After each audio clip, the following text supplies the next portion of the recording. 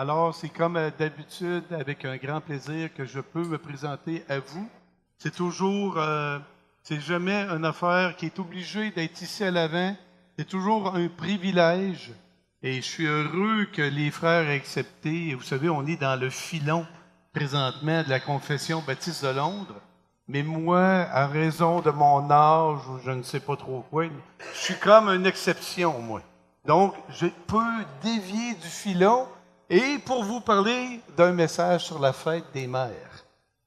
Et mon message, bien entendu, s'adresse à toutes les mamans en devenir actuelles, grand-mamans, celles qui voudraient l'être mais qui ne le sont pas. Ça existe aussi, hein? Pour toutes ces personnes-là. Et également, j'aimerais aussi que ce message puisse s'adresser à vous tous qui n'entrent pas dans la catégorie que je viens de parler. Donc, les papas, les personnes seules, les enfants aussi, je pense que vous allez être capables de retirer quelque chose de positif malgré tout. Et pour nous, à l'Église, c'est important, c'est une valeur importante de construire des familles fortes. C'est l'une de nos valeurs d'Église.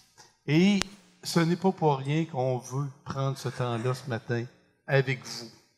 Alors, simplement, vous courbez quelques secondes, nous allons confier ce message dans les mains de Dieu. Seigneur Dieu, j'aime beaucoup les mamans. Et ce message leur est dédié ce matin. Avec mes capacités que j'ai, Seigneur, permets que ça puisse édifier quelqu'un dans cette salle ce matin. En toute humilité, Seigneur, par les paroles et ce que je raconterai, permets que ce soit utile, ce qui se dit ce matin. En ton grand honneur de ton Fils Jésus-Christ qui est mort sur la croix pour nous. Amen. Alors, commençons. Le message de ce matin sera assez simple. Il n'y a que deux composantes, si on peut dire.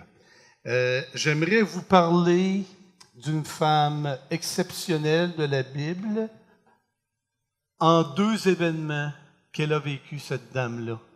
La dame en question, c'est Marie, la mère de Jésus. Son expérience est fondamentale et très édifiante. Et j'aimerais relater seulement deux événements qui vont nous inciter à réfléchir sur nous, de connaître également mieux Marie. Alors, on va commencer tout de suite avec Luc, chapitre 1, verset 26. Si vous avez vos Bibles, c'est très bon et je pense que c'est aussi à l'écran. Merci beaucoup à l'arrière. Alors, ce qu'on va faire, je vais simplement lire et faire quelques commentaires et applications. Au 6e mois, l'ange Gabriel fut envoyé par Dieu. Est-ce qu'on a la même version? Oui. Dans une ville de Galilée appelée Nazareth. Le 6e mois réfère à quoi? Le 6e mois de grossesse de qui? D'Élisabeth. Non, pas de toi, Sylvie, là. Le 6e mois de grossesse d'Élisabeth, qui est la cousine de Marie. On sait les circonstances spéciales qui ont entouré l'arrivée de Jean-Baptiste. Une annonce par le même ange Gabriel à Zacharie, le mari d'Élisabeth, alors qu'il était sacrificateur, « Tu auras un fils. » Et lui, stupéfait de cette chose-là, se met à douter, mais c'est impossible, nous sommes trop vieux. Et par la suite, il est resté muet pendant plusieurs mois, en fait, pendant toute la durée de la grossesse de son épouse. Eh bien, le 6e mois réfère à cet événement-là. Donc, Élisabeth est enceinte de 6 mois et l'ange Gabriel apparaît soudain à Marie. L'ange Gabriel, vous savez, mes frères et sœurs, c'est pas n'importe qui dans la parole de Dieu. L'ange Gabriel est apparu, comme on l'a dit, à Zacharie. Il est apparu également au prophète Daniel. En deux occasions, Daniel 8, 17. Et à son apparition, Daniel est effrayé. En passant, la plupart des temps, Des fois, si vous voyez un ange, les possibilités sont très fortes que vous soyez effrayé, parce que c'est très spécial. J'en ai jamais vu personnellement, mais les récits de la Bible nous le racontent clairement. Daniel 9, 21 nous dit également que Daniel était en train de commencer à prier Dieu. Et aussitôt, Dieu répond à la prière et envoie un ange qui s'appelle Gabriel. Et ce qui est super intéressant, il arrive dans un vol rapide. D'où probablement ce qu'on a imaginé de mettre les anges avec des ailes, parce qu'ils volent. Mais vous savez, on peut voler sans ailes. Des avions à réaction, par exemple, des hélicoptères, des ailes, c'est plus ou moins là. Mais ça vous donne, moi je ne sais pas à quoi ressemble un ange, je ne pense pas qu'il a des ailes, mais il est capable de se déplacer de façon très rapide et de façon spectaculaire partout. Et il survient comme ça. Et c'est quoi les anges? Ce sont des esprits, selon Hébreux 1,14, au service de Dieu envoyés pour exercer un ministère en faveur de ceux qui doivent hériter du salut. Donc, ils ne sont pas des êtres indépendants. Ils sont au service de Dieu et ils ont des tâches particulières à accomplir. Et c'est exactement ce que l'ange Gabriel fait. Il rencontre Marie. Nazareth, avant de continuer, verset 26, qu'est-ce que c'est? C'est un petit village situé à environ 110 km au nord de Jérusalem. Vous allez voir tout à l'heure que ce petit détail-là, le 110 km, va avoir une certaine importance dans le récit qu'on va voir. Il apparaît, cet ange, auprès d'une vierge fiancée à un homme de la maison de David nommé Joseph. Le nom de la vierge était Marie. C'est très important de noter que c'est une vierge. Donc, il n'a jamais eu de relation sexuelle avec aucun homme. Elle est fiancée, elle est donc promise. C'est comme s'il était marié, mais non, comme on peut dire, ça existe encore ce terme-là, pas consommer le mariage. Elle est toujours vierge. Il va se produire, bien entendu, un miracle incroyable, alors que d'une femme vierge, sans l'intervention d'un homme, Jésus va naître. Et nous voilà maintenant au verset 28. L'ange entra chez elle et dit, « Je te salue, toi à qui une grâce a été faite, le Seigneur est avec toi. » C'est quelque chose. Imaginez-vous, vous êtes chez vous, tout d'un coup, il y a un ange qui rentre. Je ne sais pas comment il est rentré. Il est passé à travers les murs, par la fenêtre, par le toit. L'ange est là. Il n'a pas sonné sur la sonnette en rentrant. Même s'il y en avait eu des sonnettes dans ce temps-là, il n'aurait probablement pas sonné dessus. Il est là. Il est présent. C'est une visite qu'on utilise le nom en bon français, impromptu. Impromptu, c'est comme quelqu'un qui arrive chez vous, il ne s'est pas annoncé, puis il est là. OK?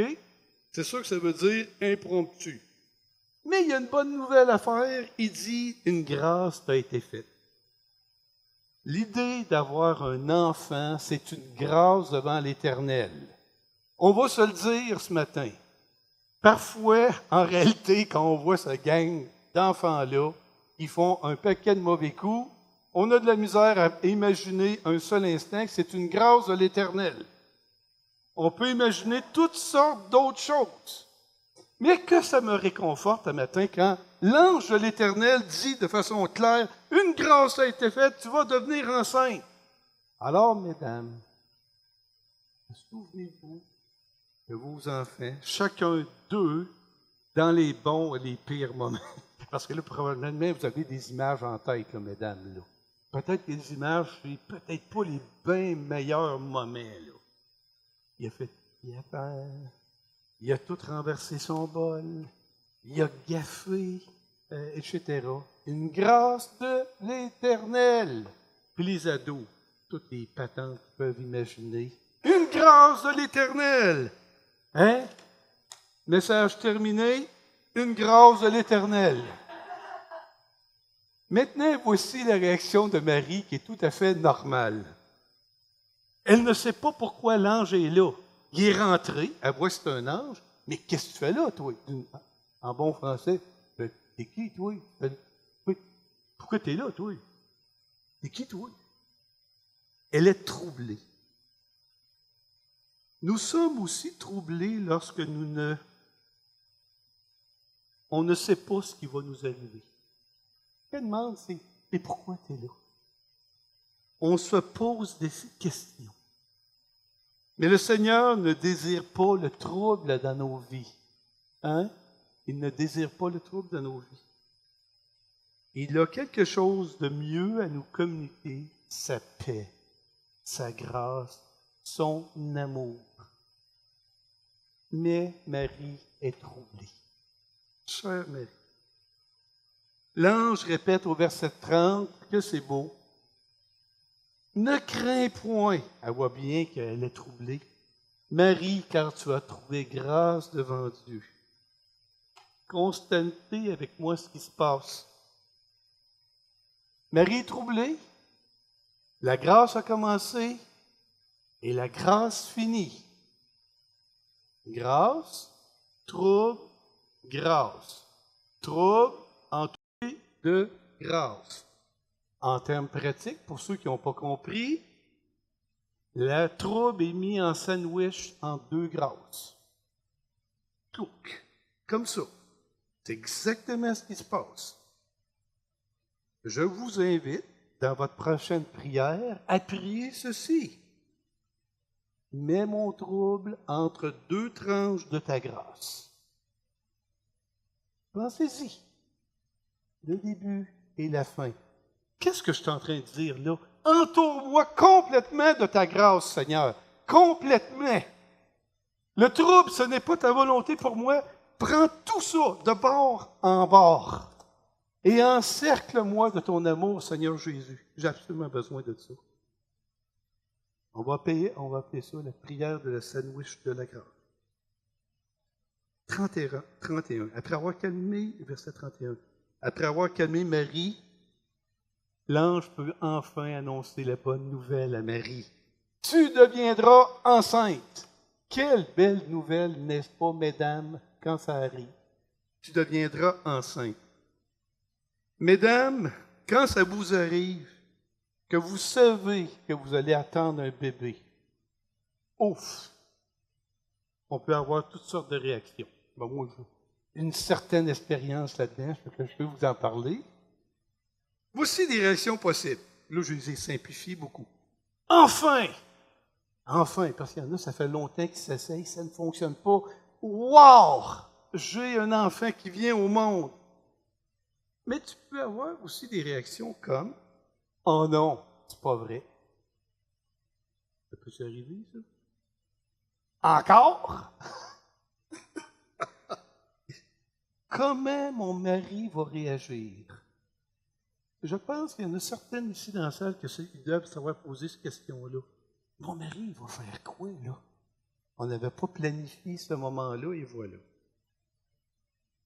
Chez nous, avec le nombre de bébés qu'on a eu, ça demeurait quand même spécial à chaque fois de voir que la grâce de l'Éternel se communiquait à nous, n'est-ce pas?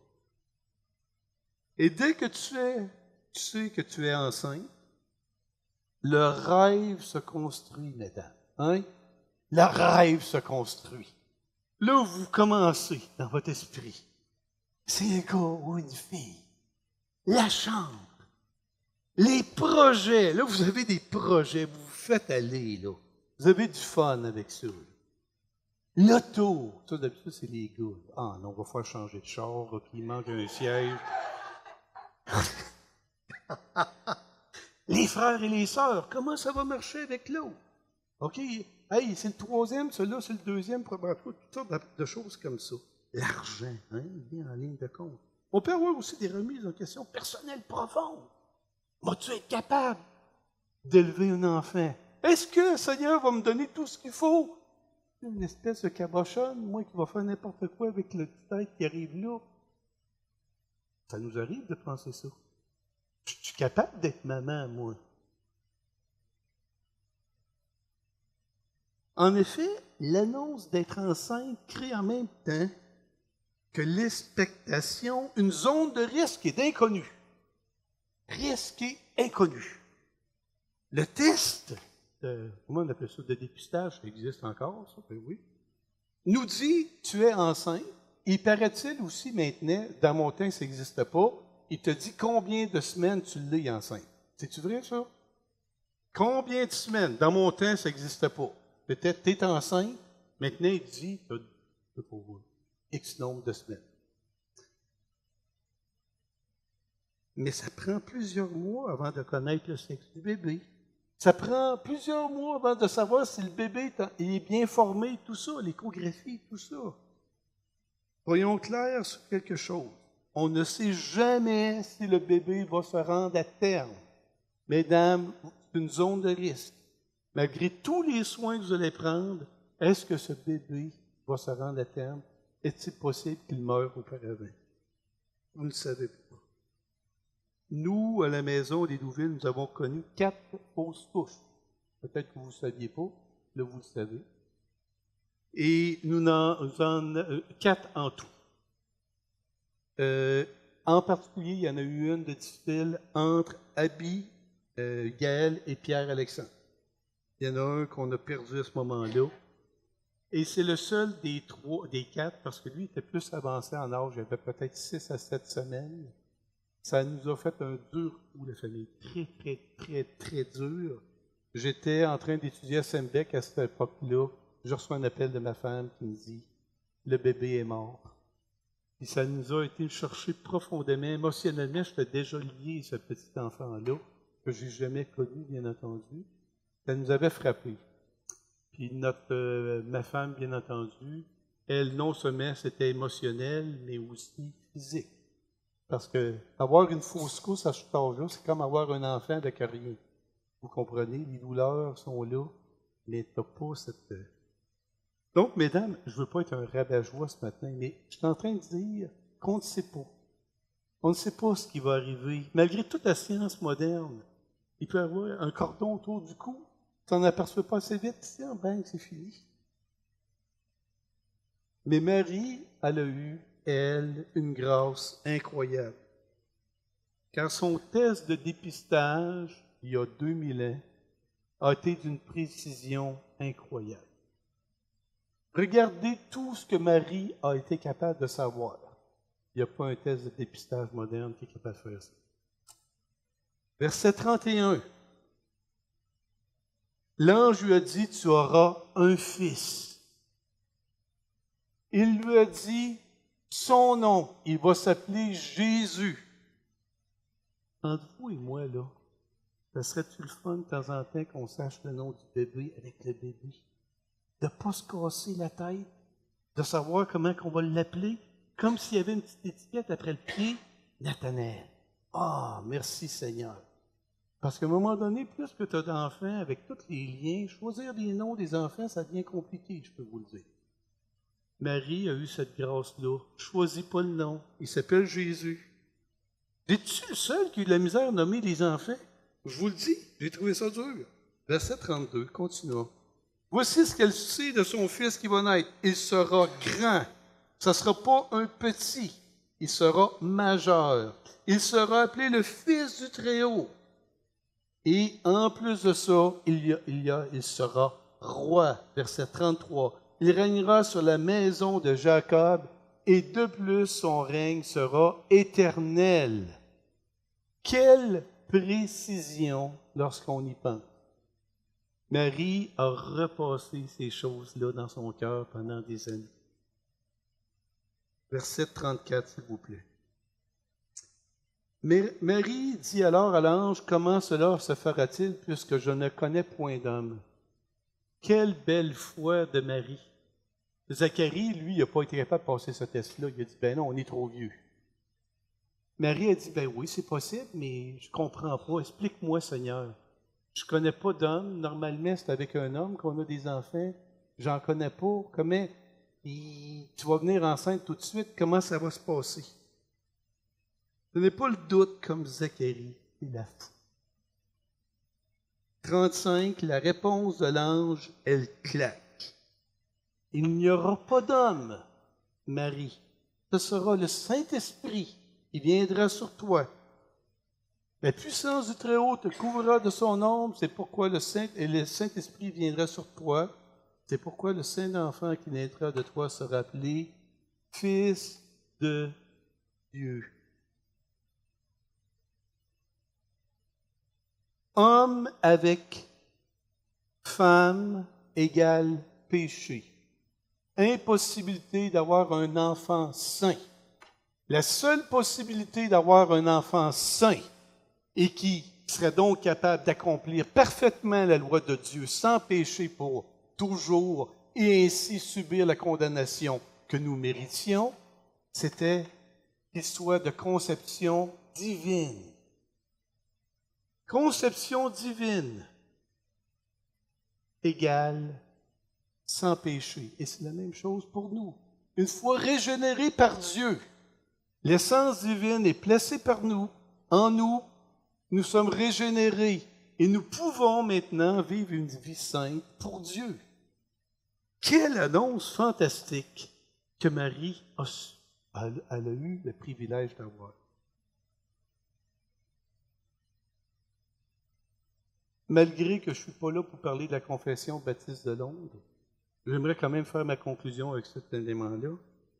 Ici, nous voyons que dans cet événement majeur de l'histoire, tout comme pour la création, que le Père, le Fils et le Saint-Esprit étaient impliqués lors de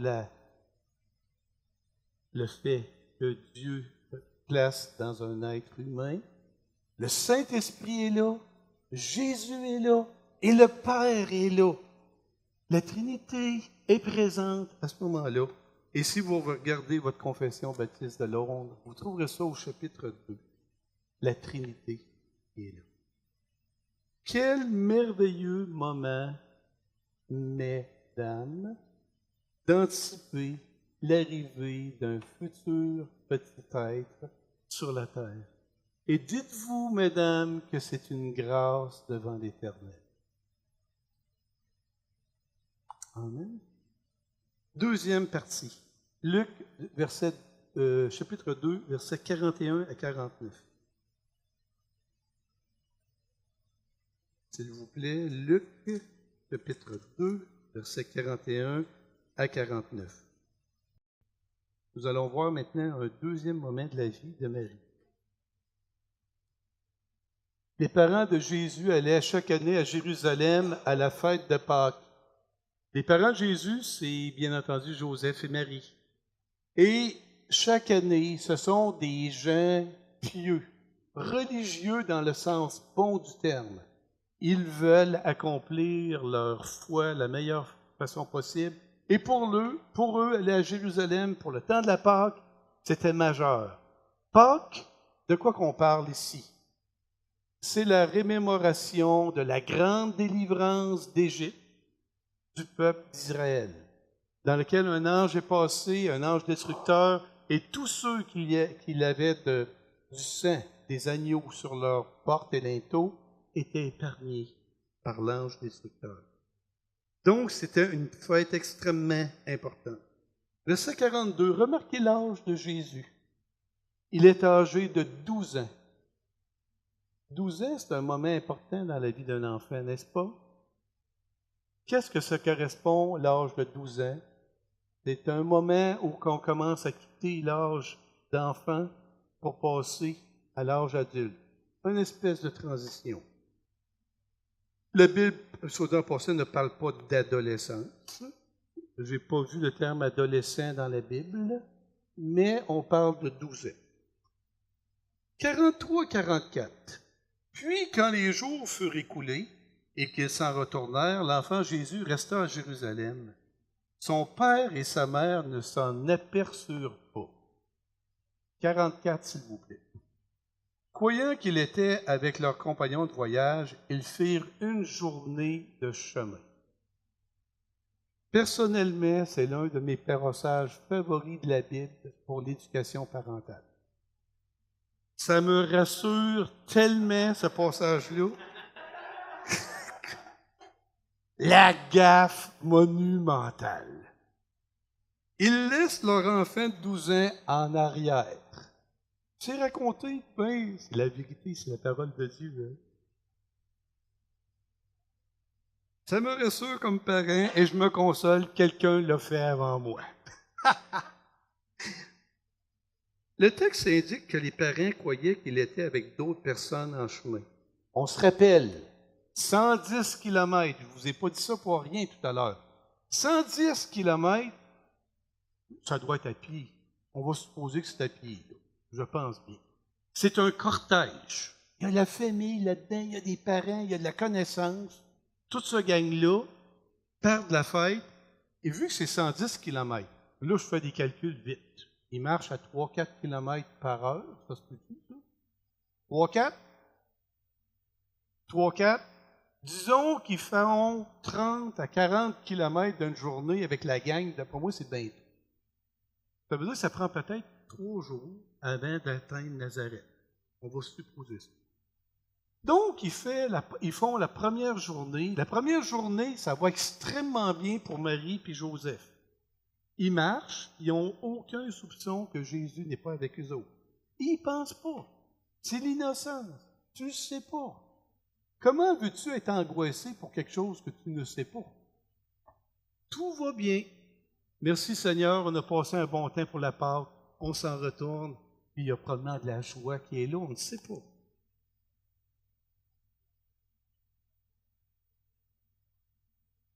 Vous allez me dire, comment fait-on pour laisser un enfant en arrière? Je vous garantis que c'est possible de le faire. Nous, notre famille, on a quand même plusieurs enfants, on vient à plusieurs autos. À chaque semaine même, de ce temps-ci, on est obligé de se demander, surtout quand papy et mamie arrivent, est-ce que... Hey! Là, tous les jeunes en avant, ils veulent embarquer avec papy et mamie. Et ils sont-tu bien embarqués avec papy et mamie? Ils sont-tu là? Là, il y en a un autre qui vient avec son char en arrière. Hey, je peux-tu embarquer avec mon grand frère? Et là, à un moment donné, notre crainte continuellement, il y en a-tu un en arrière? Ça peut vraiment arriver, je vous le dis. T'es-tu déjà arrivé à quelqu'un? T'es d'accord? Mary, j'en fais un confesseur ici. Enfin! On ne sait pas comment ça s'est passé, ce cortège-là. Est-ce que Jésus, pour quelle raison, on va le voir tout à l'heure, pourquoi il est resté, on le sait. Mais comment ça s'est passé, je ne sais pas exactement. Peut-être que rendu le soir, parce qu'il devait coucher quelque part, sans aucun doute, les frères à Jésus, parce que Jésus a des frères, est arrivé. Coudon, Marie se met à compter les têtes, il en manque un. Jésus n'est pas là. Mais non, on pensait qu'il était avec vous. Jésus n'est pas là. Et on ne sait pas. Vu que c'était des parents et des connaissances, peut-être même que Jean-Baptiste était dans le tas. Je ne sais pas, moi. On sait que c'était des parents. Peut-être que Jean-Baptiste, qui a à peu près 6 mois de différence avec Jésus, est là aussi. Ben non, il ne l'a pas vu. Là, l'inquiétude commence à s'installer. L'angoisse commence à s'installer. Imaginez-vous qu'est-ce qui vous arrive quand vous apercevez que votre jeune n'est pas là. Vous commencez en premier, c'est tranquille. Ben non, ça doit bien être les autres. Ben non, les petits frères disent ben non. Là, tu vas voir ta parenté la plus proche. Non, t'es pas là. Là, tu commences à faire toutes les tentes ou les campements, un après les autres. Puis à chacun que tu franchis, que ton enfant n'est pas là, l'angoisse, elle augmente. Jusqu'à temps que tu t'arrives à la dernière tente. Il n'est pas là. Faut que tu passes la nuit là. D'après moi, ça ne va pas avoir dormi fort pour Marie et pour Joseph. Ça devait être épouvantable. Parce que Marie va l'avouer tout à l'heure, elle était angoissée.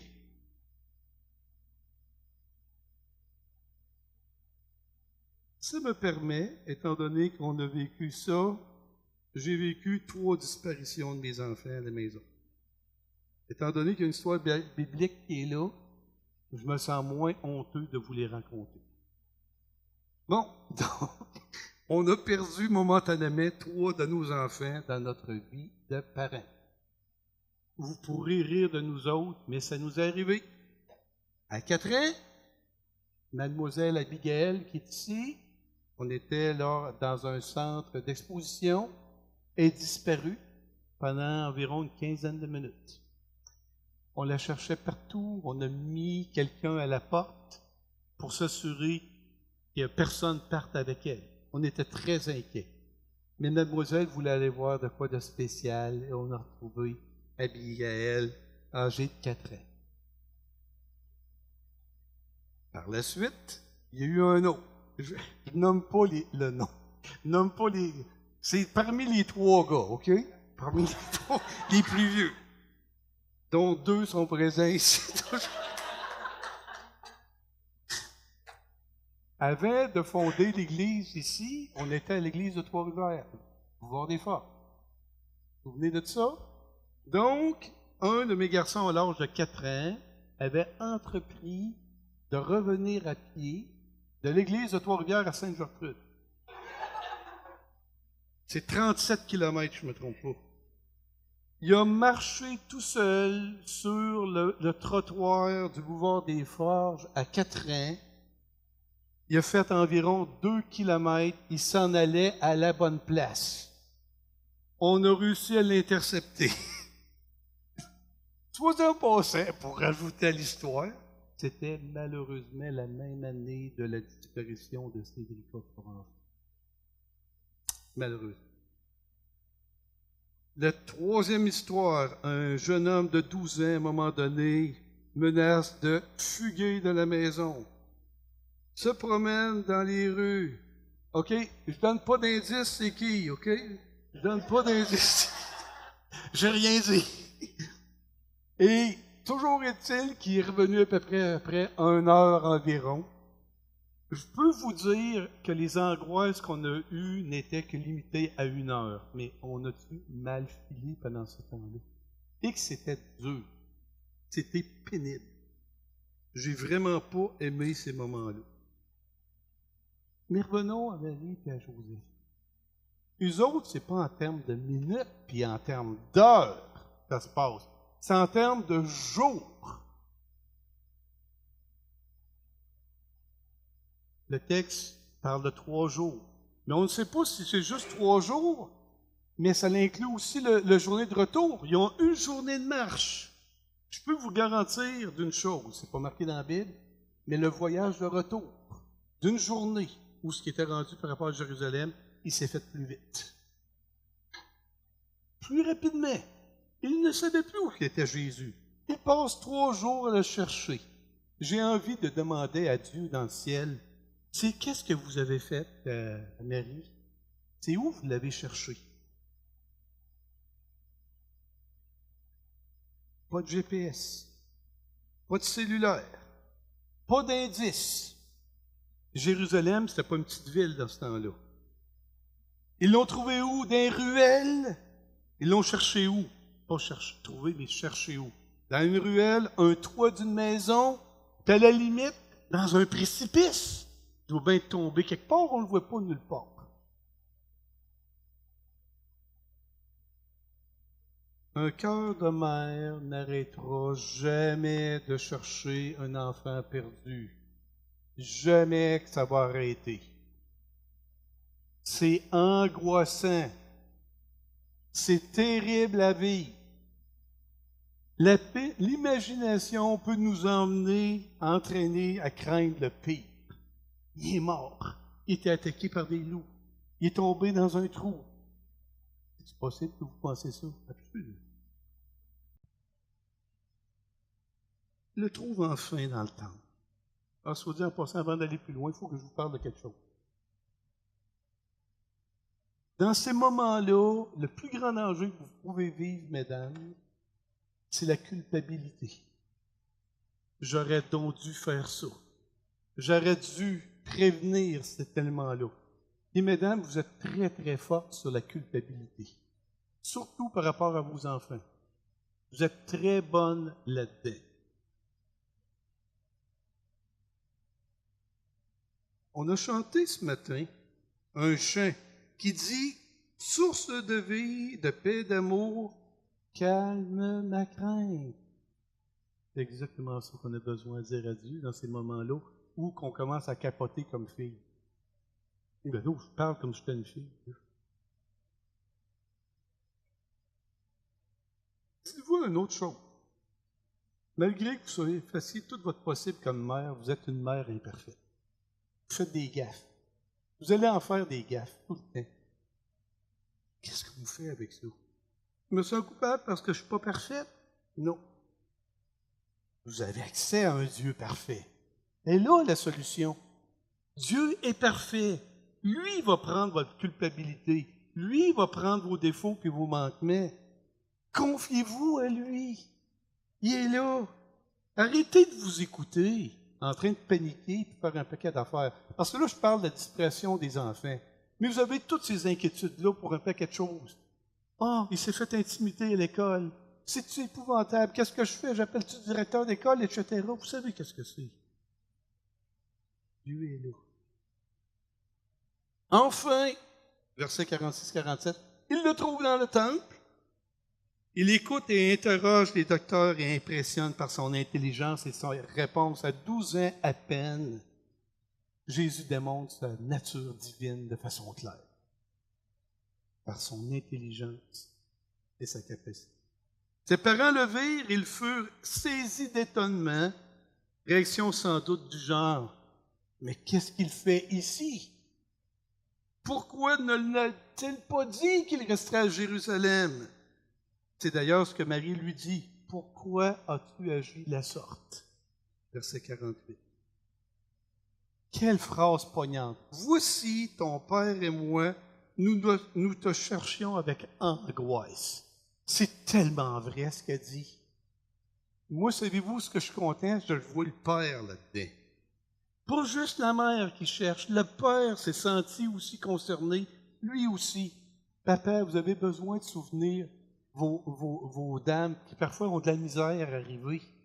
Vous êtes là, soutenez-les dans chacun. Maman, vous avez besoin de soutien. Parce que l'angoisse peut nous saisir. On sent même une certaine colère dans ses propos. Pourquoi nous as-tu fait vivre cela? On n'aime pas ça, l'angoisse. 4 jours, Jésus. Chère maman, que c'est dur l'inquiétude. Je connais des mères qui appellent leur fils et leur fille, qui s'en vont en voyage, qui ont 22 ans, puis envoie-moi un Facebook à tous les jours, que sinon maman va s'inquiéter. Probablement, c'est certain qu'il y en a plusieurs qui font ça, c'est juste avoir vos faces. Moi, je donnais ça comme un exemple, pas nécessairement à suivre, là. OK, mais là, j'ai vu que j'ai comme une sorte d'approbation. C'est presque impossible pour une mère de se calmer toujours et de vivre dans la quiétude parfaite. On dirait que vous avez de quoi pour vous inquiéter, vous faire du souci. Il y a toujours quelque chose pour s'inquiéter. J'ai un de mes garçons qui a imaginé, quand il reçoit un téléphone de sa mère, au lieu de marquer le nom de ma femme, c'est « Maman s'inquiète ». Donc, il reçoit un appel, au lieu de voir le nom, « Maman s'inquiète ». Pas pire, hein? Difficile de dormir quand tous les enfants ne sont pas rendus à la maison, c'est vrai, ça? Et ce qui inquiète le plus les mamans, c'est de voir le jeune prendre de l'autonomie. Oh! Remarquez la réponse de Jésus au verset 49. On serait presque choqué d'entendre ça si un de nos jeunes nous disait ça. Pourquoi me cherchez-vous? Ne saviez-vous pas qu'il faut que je m'occupe des affaires de mon père? Ça, c'est pareil comme le jeune que ça fait. Tu t'inquiètes pour lui, tu vas le voir. Mais pourquoi tu t'inquiètes? Voyons donc, tout à peu près les adolescents ont fait ça. Mais pourquoi tu t'inquiètes? Voyons donc, je vais bien. C'est-tu choquant de voir que celui pour lequel on s'inquiète se fout de notre inquiétude? C'est frustré. C'est dur. C'est dur à vivre. Il y a 2 points à retenir ici. Votre enfant va se détacher de vous.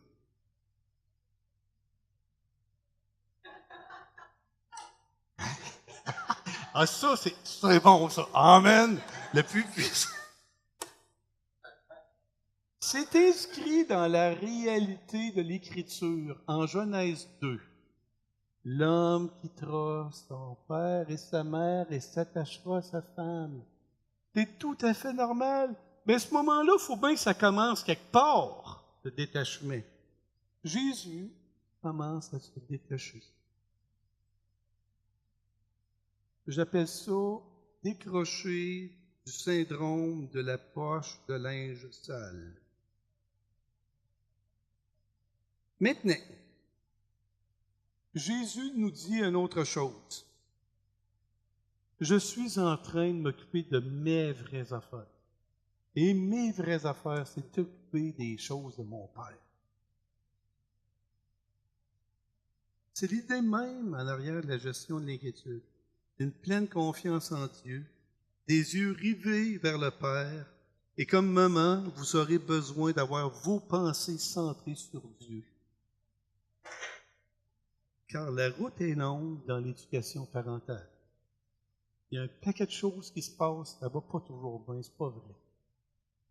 Vous aurez besoin de vous souvenir que Dieu nous donne sa providence.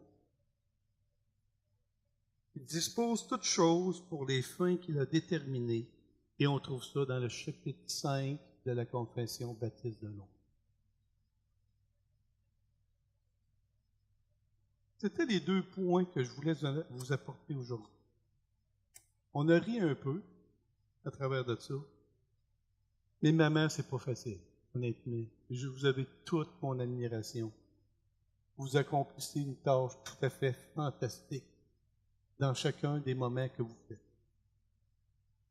Nettoyer la bouche d'un jeune, c'est très important. Le consoler quand il en a besoin, c'est drôlement important. L'écouter quand il vit des choses, quel rôle! Vous êtes tellement bonne là-dedans, mes mamans. Toute mon admiration. Et j'ai hier composé un petit poème pour la Fête des Mères 2019 que j'aimerais vous lire.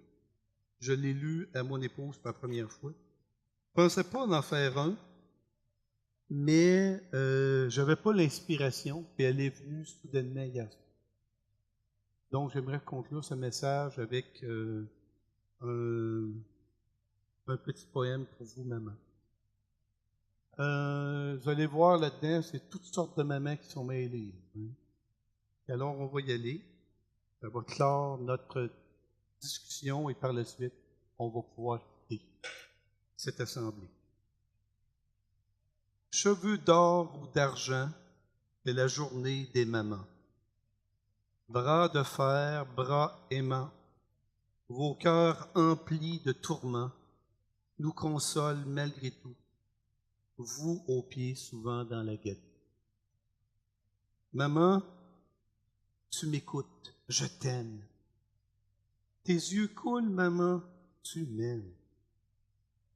Je n'ai qu'une maman fantastique, et c'est toi la magnifique. Tu m'aides à attraper mon autobus, tu t'intéresses à toutes mes puces. Arrête de t'inquiéter pour moi, maman. Non, maman, non. Inquiète-toi pour moi, maman. Mère, ma mère, sois fière de moi. Tu es partie, je suis resté seul. En aie-moi. Je donnerai mon univers pour te revoir, pour quelques instants encore t'entrevoir.